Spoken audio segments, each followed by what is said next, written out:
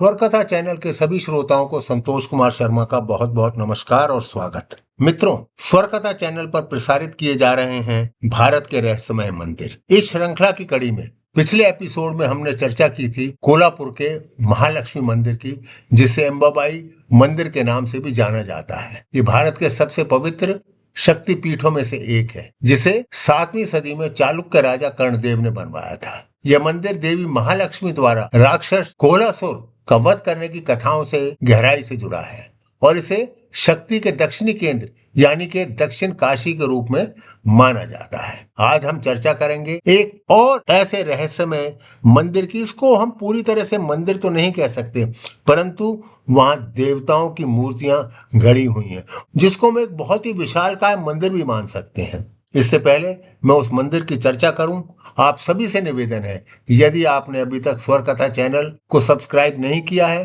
तो कृपया अवश्य कर दें, इसे लाइक भी करें और अपने कमेंट्स अवश्य दें। तो आरंभ करते हैं एक ऐसे मंदिर की जिसकी कल्पना करना भी बहुत मुश्किल है। आप सभी जानते हैं कि भारत की धरती पर अनेक रहस्यमय तीर्थ और सांस्कृतिक धरोहर बिखरी हुई हैं। उत्तर पूर्व भारत के त्रिपुरा राज्य में स्थित है उनाकोटी ऐसा ही एक अद्भुत स्थल, जहां हजारों विशालकाय मूर्तियां और शिल्प सीधे पर्वतों की चट्टानों पर उकेरे गए हैं। है ना ये अद्भुत बात। यह स्थल न केवल धार्मिक आस्था का केंद्र है, बल्कि भारतीय कला और संस्कृति का अनुपम उदाहरण भी है। उनाकोटी त्रिपुरा राज्य के कैलाश शहर नगर के समीप स्थित है। यह स्थल राजधानी अगरतला से लगभग 180 किलोमीटर दूर है।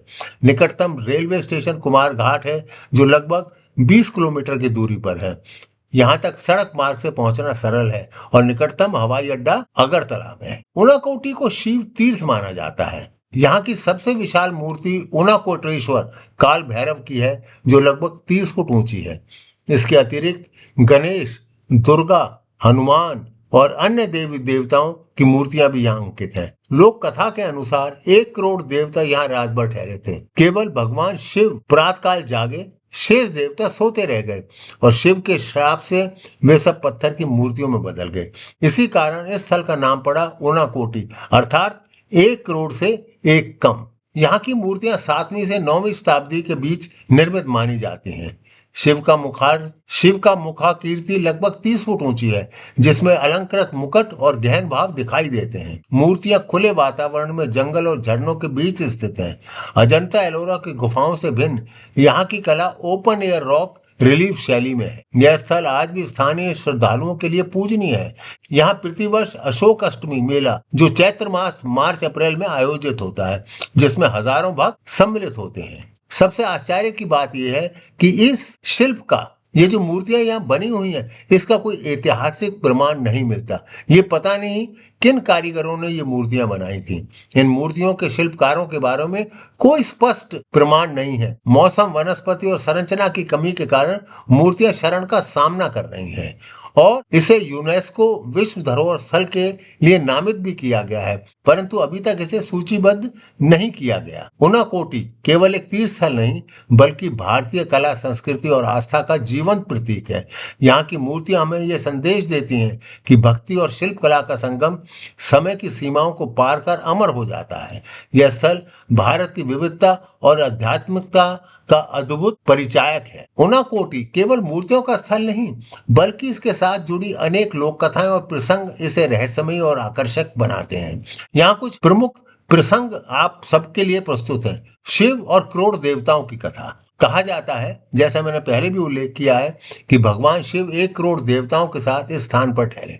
उन सबको आदेश दिया कि सूर्योदय से पहले हम सबको यहाँ से प्रस्थान करना है। और आश्चर्य की बात है, शिव तो समय पर जाग गए और बाकी सब देवता सोते रह गए। शिव को क्रोध आ गया और शिव ने उन्हें श्राप दिया कि वे सब पत्थर की मूर्तियों में बदल जाएंगे। इसी कारण स्थल का नाम पड़ा उनाकोटी, अर्थात 1 करोड़ से एक कम, क्योंकि शिव जी वहां से चले गए थे। यहाँ अनेक गणेश मूर्तियां हैं। एक लोक कथा कहती है, जब देवताओं को पत्थर बना दिया गया तो गणेश जी ने शिव जी से प्रार्थना की। शिव ने उन्हें विशेष स्थान दिया और उनकी मूर्तियां अलग अलग रूपों में अंकित की गईं। स्थानीय लोग बताते हैं कि यहाँ के झरनों से बहता जल मूर्तियों को स्नान कराता है। ये प्राकृतिक स्नान देवताओं की पूजा का प्रतीक भी माना जाता है। हर साल चैत्र मास में अशोक अष्टमी को मेला लगता है। लोक कथा है कि इस दिन देवताओं की आत्माएं मूर्तियों में जागृत होती हैं और भक्तों की प्रार्थनाएं भी सुनती हैं। कहा जाता है कि इन मूर्तियों को किसी दिव्य शिल्पकार ने एक ही रात में बनाया। जब वह करोड़ मूर्तियां पूरी नहीं कर पाया तो उसका कार्य अधूरा रह गया और वह स्वयं ही अदृश्य हो गया। उनाकोटी की ये कथाएं हमें बताती हैं कि यह स्थल केवल पुरातत्व धरोहर नहीं बल्कि भक्ति, रहस्य और लोक विश्वास का जीवंत संगम है। आज बस इतना ही। आप सभी का स्वर कथा चैनल से जुड़ने के लिए बहुत बहुत धन्यवाद। अगले एपिसोड में चर्चा करेंगे एक और रहस्यमय मंदिर की। तब तक के लिए आप कृपया प्रतीक्षा करें